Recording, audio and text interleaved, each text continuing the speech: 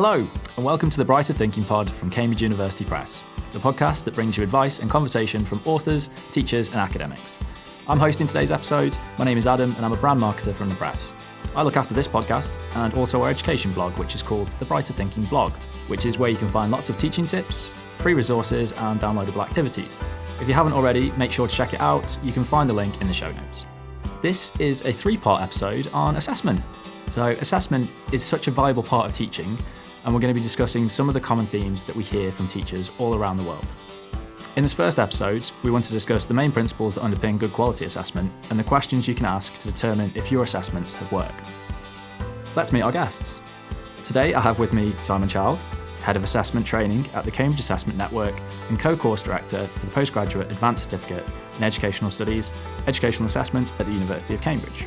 He is the author of the book, The What, Why and How of Assessment, a guide for teachers and school leaders, which was published in 2021. And he has a research background in qualifications reform, quality of marking processes, curriculum development, formative assessment, and assessment in higher education. He's our resident researcher. Welcome, Simon. Hi there, pleased to be here. Thank you. We're also joined by Brooke Wyatt. Brooke is a Senior Manager of Assessment Training at Cambridge Assessment Network. She is an experienced teacher of the sciences and currently a school governor. She's also worked as an assessment manager at Cambridge International, designing and developing assessment materials and training. Brooke is our resident educationalist. Welcome, Brooke. Thanks for having us, Adam. Glad to have you both here.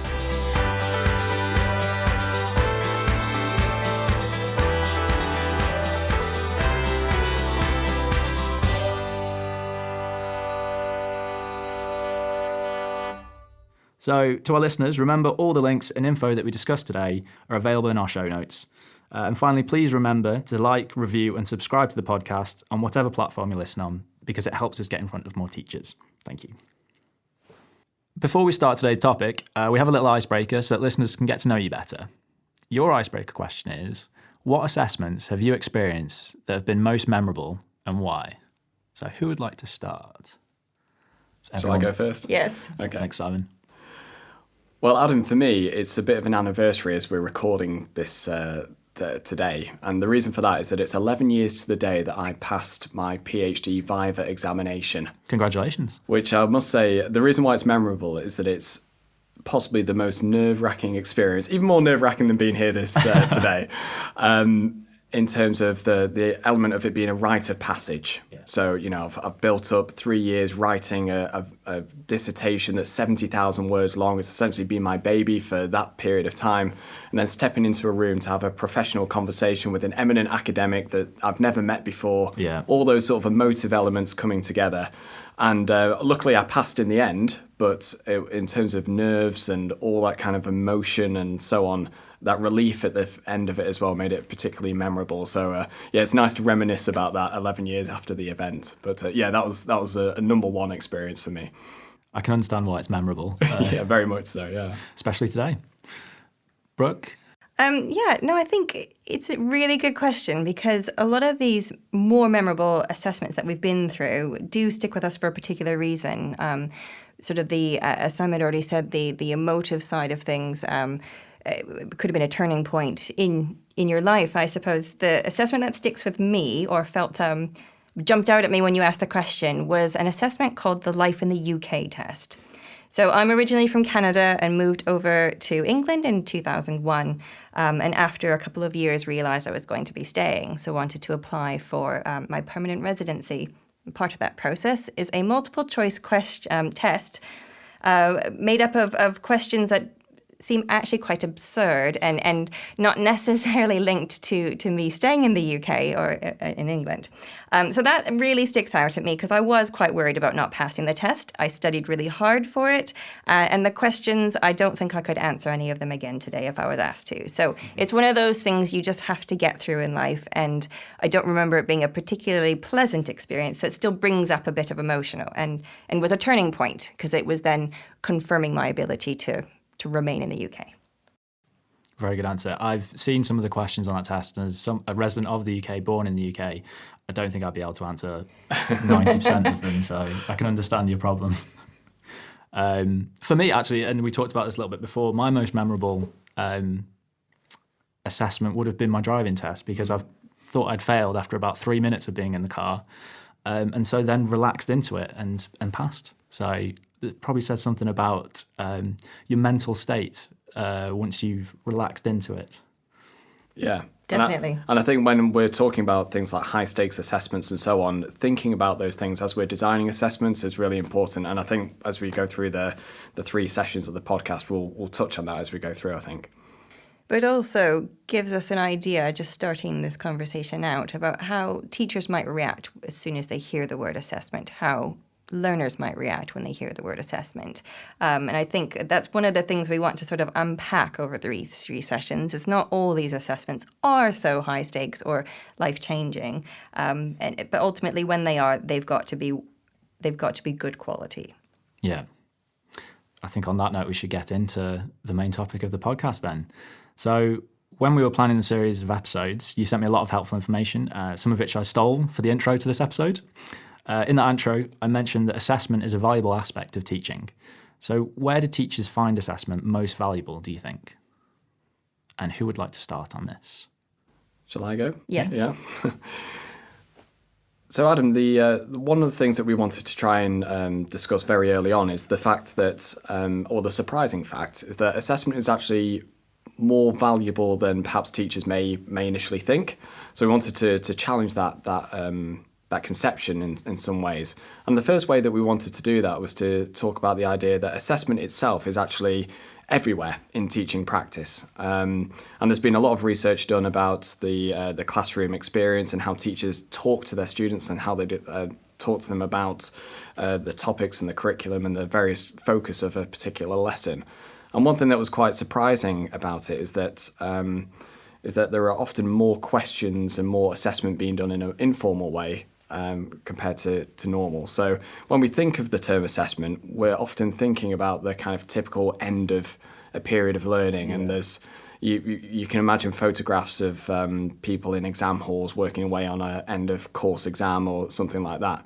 But really, assessment is actually much more about that. And the principles underpinning assessment are applied to almost any question that you would ask in the classroom. So Dylan William, the well-renowned formative assessment researcher and practitioner, points out that essentially as we're communicating through assessment, we get value from assessment by learning something about students or a set of students that otherwise we wouldn't know about them unless we ask those particular questions. So I think that really that's where assessment can be most valuable. And as I mentioned before, we ask possibly hundreds of questions in a lesson or series of lessons over a particular period of time. So we may ask questions related to the organisation of a classroom. So, for example, where is your workbook? would be a classic one. Some are unrelated to the topic that we're interested in, such as trying to gather a rapport, things like when did you move here? But we may be asking for feedback from students. For example, was that clear that I just explained?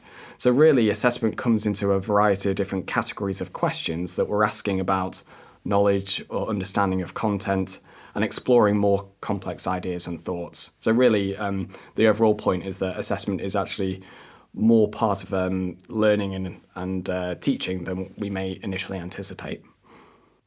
Yeah, I agree with everything you've said there, Simon. And I think I would also add that we hear from a lot of teachers who have done their teacher training in different countries, and everyone's experience is slightly different. But one of the common elements that we hear from different teachers is that there's a lack of focus on assessment during that. It could be, for some teachers like myself, just a 1-year postgrad certificate to teach.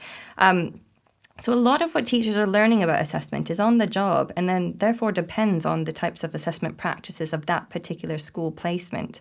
That can vary across the world, that can vary across each country as well. So I think it's about building a common language so that teachers have that common language to be discussing assessments and why they're important. Yeah, and just adding to that, the issue of, in terms of school culture that you mentioned there, Brooke, one of the important elements is that because teachers are constantly interacting with heads of department and other people that are teaching them the ropes, if you like, of how to be a good teacher, over a period of time, that can become quite hard baked in. So that idea of a culture within a particular school on how assessment is done in the classroom can be quite solidified. So one of the aims of the podcast in many ways is to try and maybe challenge some of those assumptions, and actually try and help teachers think about assessment as being a helpful tool in their day-to-day practice. And actually one of the things that we think is quite important is mentioning that assessment itself can actually help build trust in the classroom as well between the teacher and the students. So if you can articulate to them why an assessment is important, how that may actually have a motivational effect for the students as well, what the ambitions are in terms of what you're hoping to learn from the assessment itself, and also connecting that with, say, curriculum or learning goals, and articulating that to the students can actually have a real value in terms of improving the credibility and the consistency of your interactions with the students, and also this idea of caring about where they are in their learning. And that can really be a positive influence on the assessment culture in a school or within individual classes. I can really relate to what you've said about that. When I first started teaching, actually, in England, it was in a year group where we were preparing them for their national tests. So in England, they have a national test in year 6. And within my first few years, that's what I was preparing children for, without really having that context as a learner from England myself. But the purpose of those assessments were never really articulated to me. So as a teacher trained in another country, I felt just quite a lot of enormous pressure around this whole process, and knowing that the school would then be judged based on the outcomes of those tests, but that for the children, these assessments were not supposed to be seen as high stakes for the children. It is, again, just another process that they go through.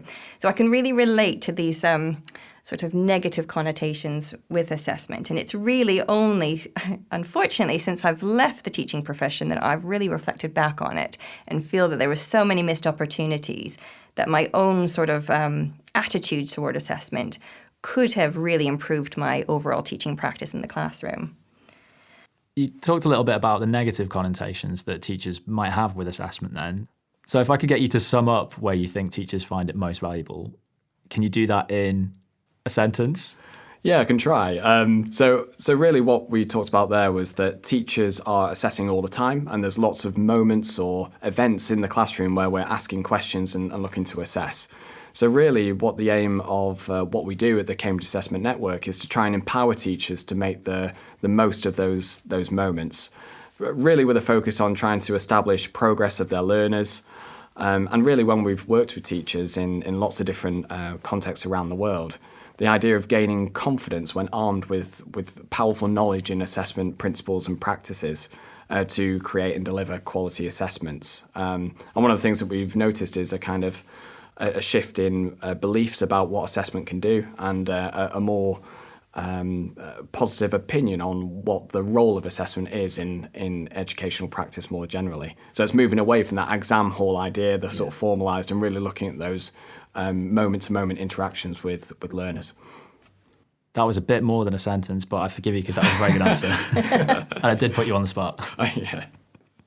Cool. I think we'll go on to next question. People are happy. So the purpose of this podcast is to answer teachers' questions and to respond to trends in the education industry. So why are we talking about assessment now, do you think? Well, I would say that in the last year or so, and maybe as a response to the pandemic, a lot of teachers have come to us at the Assessment Network with a lot of kind of key questions that they're wanting to have answered in terms of the collection and processing of assessment data and evidence that they're collecting from their students day to day. And really the main focus of it and why it seems so important now is that teachers are having to ensure that the inferences that they make about their students can be trusted. And there's lots of reasons for this, possibly, that one of them is that assessments that teachers are developing often have a lot of different purposes. So not just tracking student progress, but also the idea of accountability at the school level or at the department level. Also as well, teachers are interested in things like the well-being of students. So the idea of understanding student psychology and well-being as part of that, instilling the right kind of mindset in students, making sure that feedback that they have and so on is most useful to them and most practicable, most able to be applied in their learning journey. All those things coming together are really the focus of why teachers are coming to us now and asking about assessment and how it can be best designed. Yes, we've definitely noticed since the pandemic with a lot of responsibility of assessments being put on teachers to create teacher-assessed grades or centre-assessed grades was a huge undertaking, and teachers already have so little time.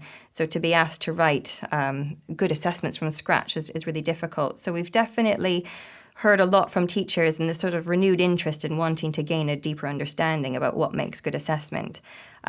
But also, I think I mentioned earlier, just having that common language, and being able to talk about the key principles in assessment, like validity, reliability, and fairness, that will help you discuss with your colleagues and also with your learners about sort of where they are and where you want to get them. It just empowers teachers to have better classroom practice.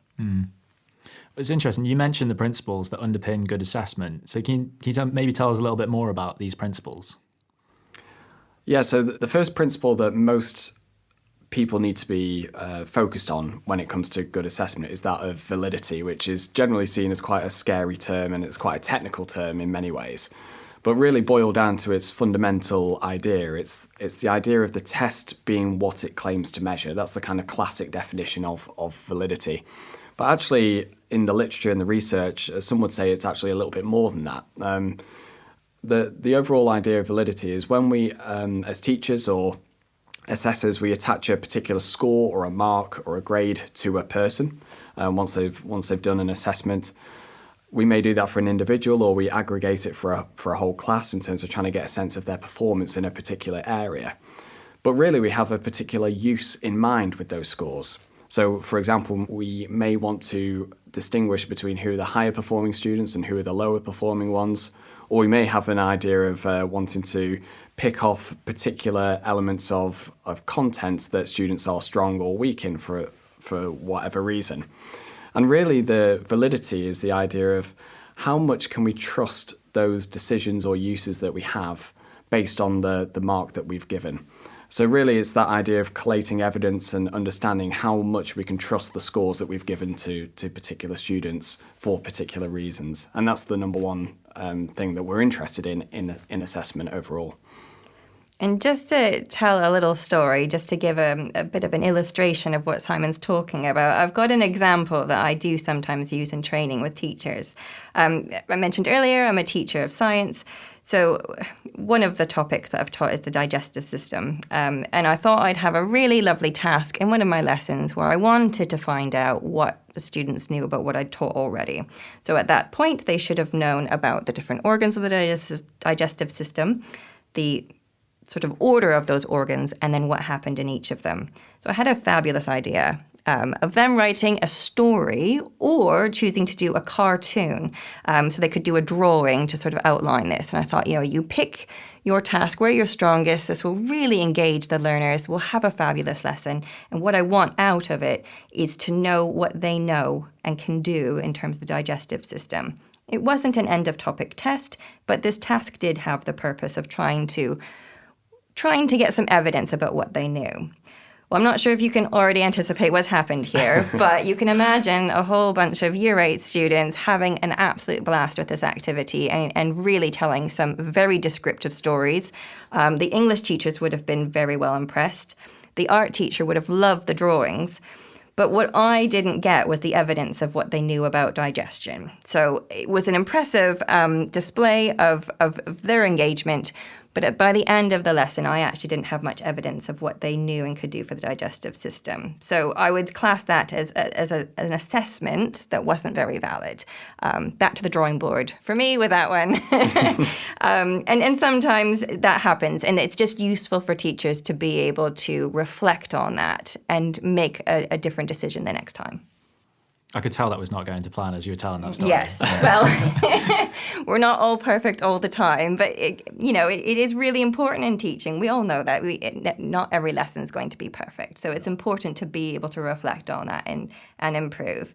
But yeah, so that's the big one, validity. We talk about validity an awful lot, but Simon, what about reliability? Well, yeah, I would say validity is the number one concept to hold on to, but reliability in many ways is almost the younger brother or the little brother of validity, in that you can't really have a valid assessment without a reliable assessment at the same time. So really what we mean by reliability is the sense of almost asking yourself this question: if you were to run the assessment again from start to finish, whether it's a multiple choice test or whether it's a PhD viva like I was talking about before, would the score that the students get or receive, or the mark that they get, would it be the same each time?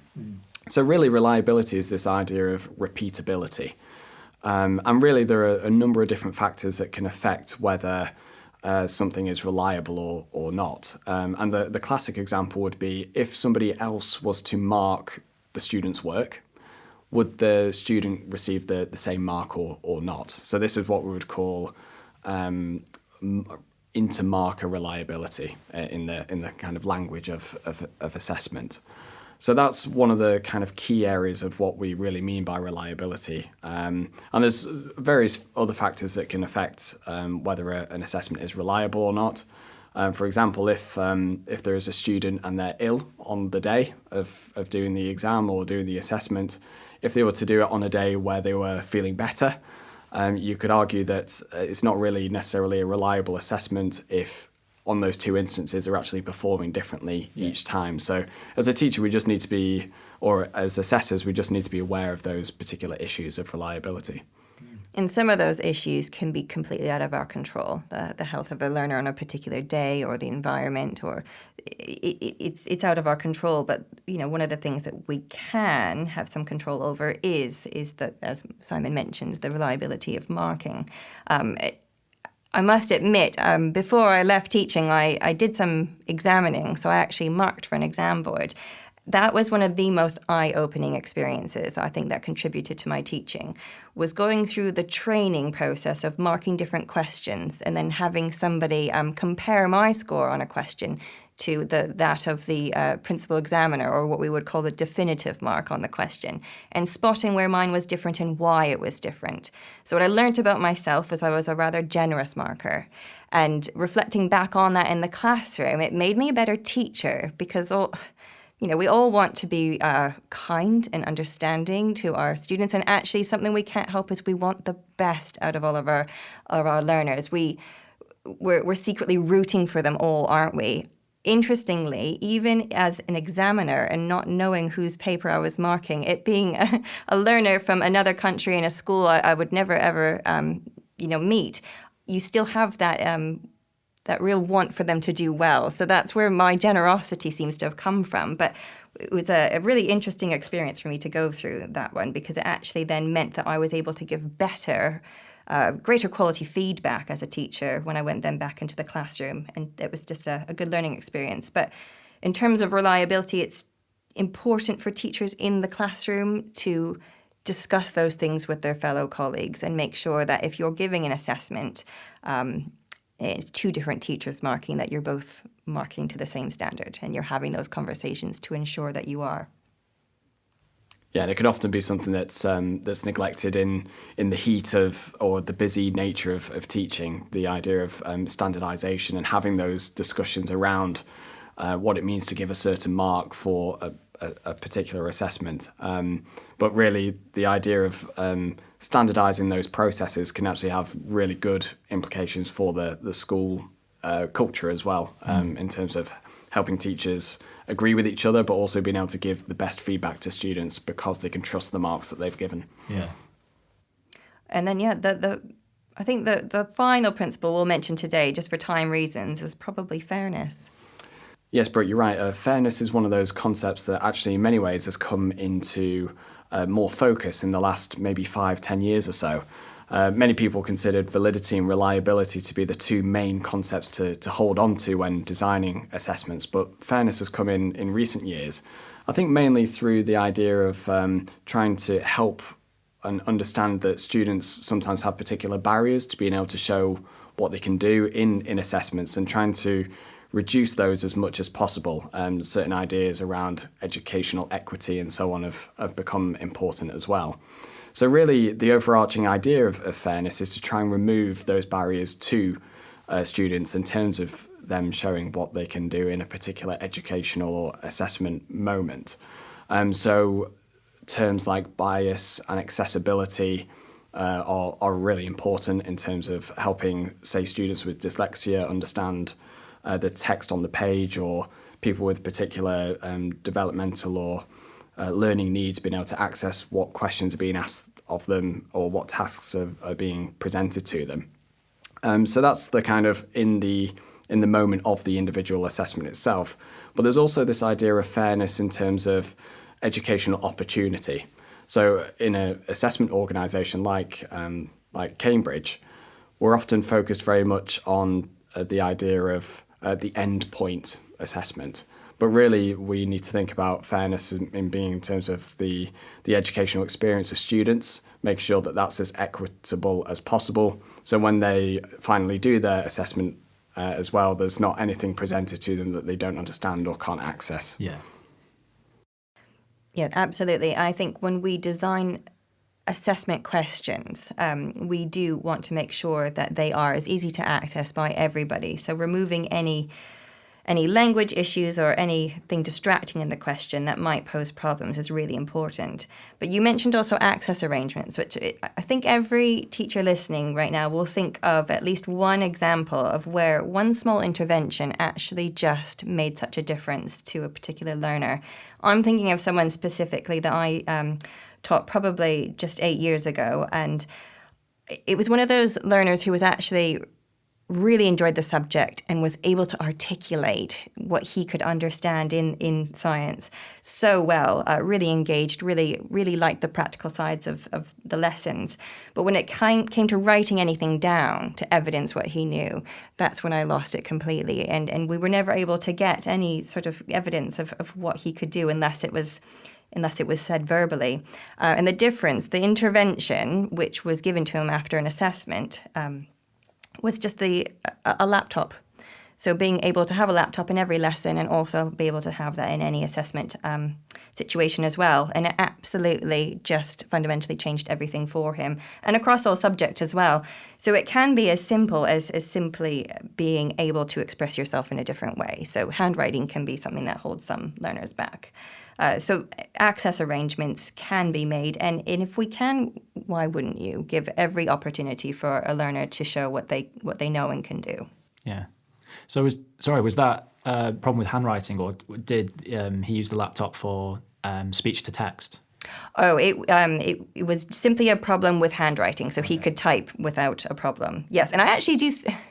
We all have those students, don't we? They always think, "Oh, I wonder what that person's doing right now." I bet they're probably relatively successful. So it's nice to know that these adjustments can be made for learners and that they can go on to be successful.